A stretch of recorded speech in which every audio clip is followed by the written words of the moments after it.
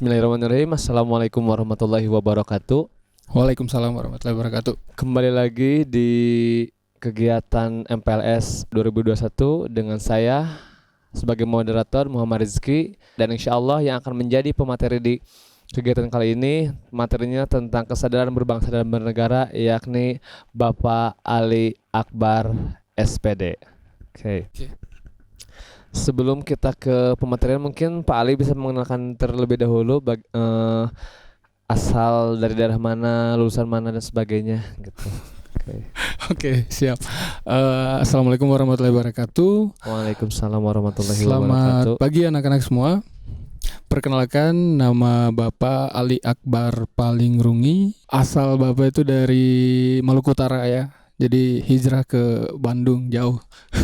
Masya Allah ya, dari Maluku Utara itu daerah Sulawesi. Bukan, Maluku Utara. Maluku. Oh ya, Maluku, dari Maluku. Daerah timur paling jauh. Ya, dari daerah timur hijrah ke Bandung, ke Pulau Jawa. Sangat jauh ya adik-adik sekalian. Terus di SMA Nusantara ini Bapak mengajar mata pelajaran PPKN. Begitu juga dengan SMP-nya gitu. Oh iya. Jadi Pak Ali ini sendiri mengajar di SMP dan SMA Nusantara mata pelajaran PPKN. Oke, langsung saja ya adik-adik sekalian. Kita akan membahas tentang kesadaran berbangsa dan bernegara. Nih ya, Pak Ali sendiri yang ada tempat tinggalnya di Maluku, hijrah ke Pulau Jawa khususnya di kota Bandung gitu kan, otomatis ada perbedaan gitu kan, namun tetap satu kesatuan karena kita NKRI. Oke. Pak Ali sendiri, menurut Pak Ali sendiri gitu kan, di era globalisasi ini gitu kan, banyak sekali tantangan yang harus kita selesaikan, terlebih untuk negeri kita, bahwa bagaimana sih tingkat kesadaran masyarakat Indonesia tentang berbangsa dan bernegara gitu kan. Iya gitu. Oke, terkait kesadaran berbangsa dan bernegara, sebenarnya sejujurnya kalau mau dilihat pada abad 21 ini ya, era globalisasi ini ya Pak, itu mengalami penurunan untuk kesadaran berbangsa dan bernegara itu.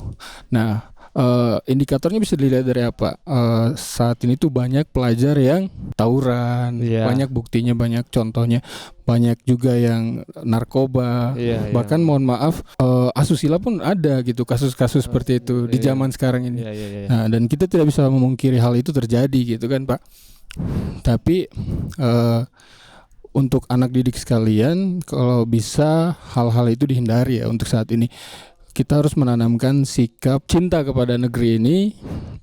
Kemudian kita harus menjunjung tinggi nilai-nilai Pancasila dan juga nilai-nilai yang berlaku di negara ini. Misalnya di negara kita itu berlaku norma-norma seperti norma hukum, norma agama, norma kesopanan dan kesusilaan gitu. Itu harus dijunjung tinggi itu dengan ikhlas dan sadar gitu. Karena kesadaran berbangsa dan bernegara itu artinya apabila kita berada di dalam suatu negara, contohnya negara Indonesia, yang dimana kita berada di dalam naungan aturan dan segala hukum yang ada di negara ini, maka wajib kita menanamkan nilai ataupun kesadaran berbangsa dan bernegara itu secara ikhlas, agar kita bisa terhindar dari hal-hal yang negatif tadi gitu. Oke. Ya, itu sedikit penjelasan mengenai kesadaran berbangsa dan bernegara, yang mana barusan disampaikan bahwa adanya penurunan gitu ya Pak Ali. Nah, di era globalisasi ini, di abad yang ke-21 ini, bagaimana caranya pemuda, khususnya para pelajar gitu kan, anak SMP SMA, untuk bisa menjunjung tinggi sebagai warga negara, sebagai seorang pelajar pemuda, untuk menjadi warga pemuda atau pelajar yang berbangsa bernegara sesuai dengan ideologi yang ada di negara kita gitu. Oke. Di sini peran pemerintah itu juga penting ya. Jadi harus ada sosialisasi kepada masyarakat, terutama khususnya adalah pemuda, karena masa depan bangsa ini itu ada di tangan para pemuda ya. Kita jangan mau kalah dengan pemuda di tahun 1928 ya, yang sudah mendeklarasikan Sumpah Pemuda ya. Yaitu bertanah air satu, berbahasa satu, dan bertumpah darah satu kan. Jadi hal itu harus kita perjuangkan terus gitu. Bagaimana caranya agar kita bisa meningkatkan kembali kesadaran berbangsa dan bernegara ya. Dimulai dari hal kecil dulu ya. Misalnya di lingkungan sekolah kita harus menjadi siswa yang benar-benar tekun dalam belajar ya. Iya betul. Segala aturan yang ada di sekolah itu kita harus taat dan sebagainya. Apabila guru memberikan tugas dan lain-lain harus dikerjakan. Jangan melanggar aturan sekolah. Dan yang lebih kecil lagi itu di lingkungan keluarga harus taat kepada orang tua gitu kan, membantu orang tua dan lain-lain.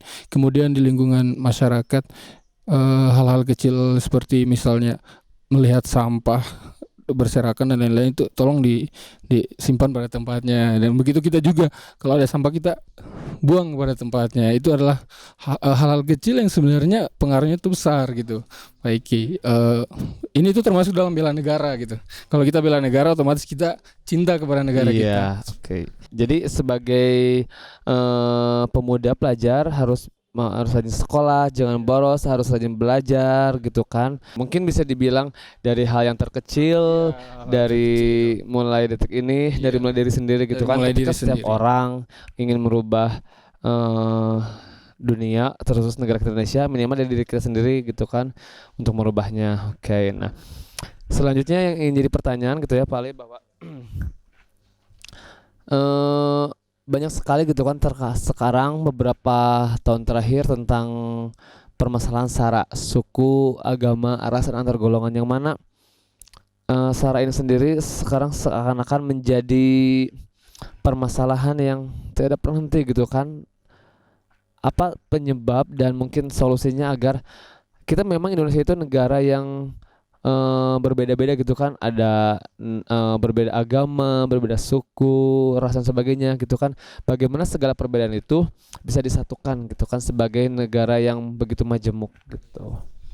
Oke, untuk pemuda-pemuda zaman sekarang ya, saya sebagai guru PKN lah khususnya ya, itu saya lebih sering menyarankan bahwa harus selalu mengingat sejarah, harus selalu membaca sejarah, betul, dan melihat bagaimana proses sejarah kita itu sampai kita mencapai kemerdekaan kita. Itu tuh banyak sekali lika-liku yang terjadi gitu, dan perjuangannya itu bukan 1-2 hari ataupun berminggu-minggu ataupun bertahun-tahun. Ini ratusan tahun loh sampai bisa mencapai kemerdekaan. Nah, kita bisa mempelajari banyak hal itu agar kita bisa memaknai apa sih persatuan gitu kan.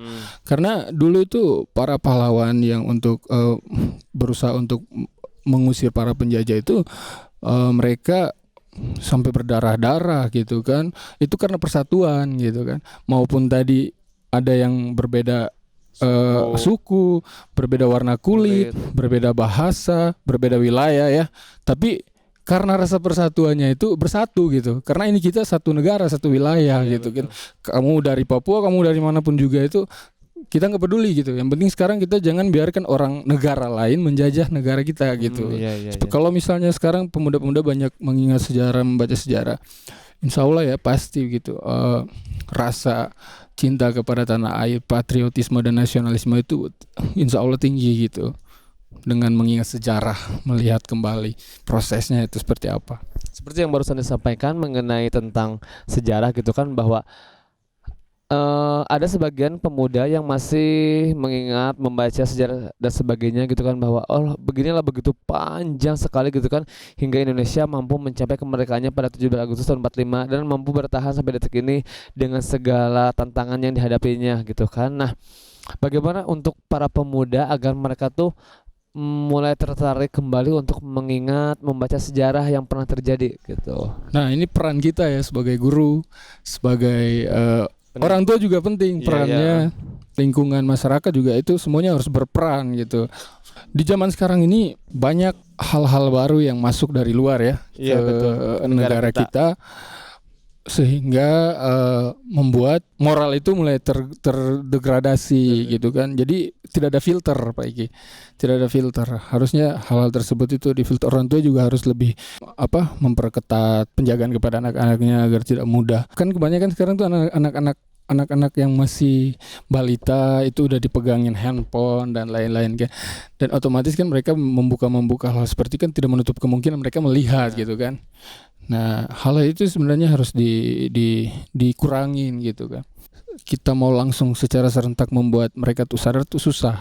Oh iya. Jadi iya. harus secara perlahan gitu, mengurangi hal-hal yang tadi yang bisa membuat kemungkinan masuknya budaya-budaya luar dan sebagainya, seperti itu sih.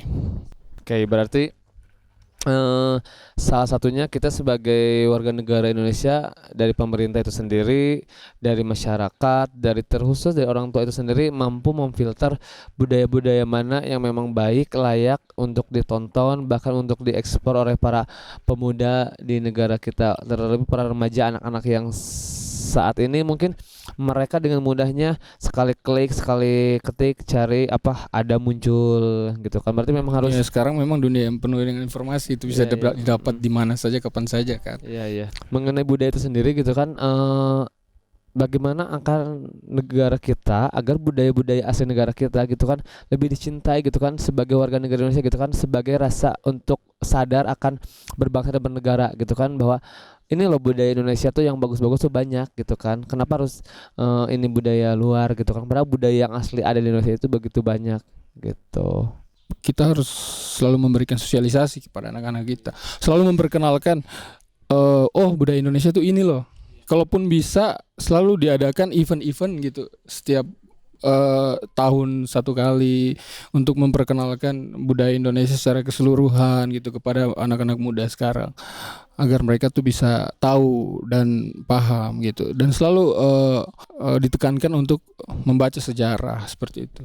Ya, luar biasa sekali gitu ya teman-teman adik sekalian, bahwa mengenai kesadaran berbangsa bernegara gitu kan, barusan kita sudah menyaksikan paparan penjelasan dari Pak Ali mengenai bagaimana kita selaku masyarakat Indonesia, khususnya selaku pelajar gitu ya, untuk bisa sadar bahwa untuk menjadi seorang yang berbangsa dan bernegara dengan yang baik gitu kan, bagaimana kita harus bisa mencintai budaya Kita kita sendiri gitu kan, tidak menuruti egoisme, Iya. kesukuan Mementingkan kita, kepentingan persatuan negara Iya, daripada harus kepentingan tadi pribadi. kepentingan negara, kepentingan bersama itu lebih diutamakan. Diutamakan. Tidak lupa untuk selalu meningkatkan toleransi kita, Iya, bahwa kita tuh toleransi. berbeda agama, Berbeda suku dan agama, suku sebagainya gitu ya. Mungkin itu sedikit penjelasan ya dari Pak Ali, mudah-mudahan ada, insya Allah ada manfaatnya gitu kan. Sebelum kita tutup, mungkin ada yang mau Pak Ali sampaikan? Oh, oke. Sebagai penutup, kepada para peserta didik yang nanti akan masuk di SMP dan juga SMA Nusantara ini, khususnya kelas 7 dan kelas 10 ya. Iya betul. Ya. Kalian harus tetap semangat ya, apalagi di dalam kondisi COVID seperti ini. Kalian harus tetap menjaga imunitas kalian, menjaga kesehatan, agar kita tetap bisa belajar dengan baik gitu. Tetap semangat, tetap beribadah, tetap mencintai orang tua, menjaga lingkungan kita, menjaga persatuan dan kesatuan antara umat beragama maupun perbedaan suku dan sebagainya ya. Seperti itu aja sih. Ya, terima kasih kepada Pak Ali Akbar yang telah menyampaikan paparannya tentang kesadaran berbangsa dan bernegara. Mudah-mudahan ke depan negara kita khususnya bisa lebih bersatu kembali. Amin, amin. Amin ya Allah ya Rabbal alamin. Saya Muhammad Rizky undur diri. Terima kasih. Assalamualaikum warahmatullahi wabarakatuh. Waalaikumsalam warahmatullahi wabarakatuh.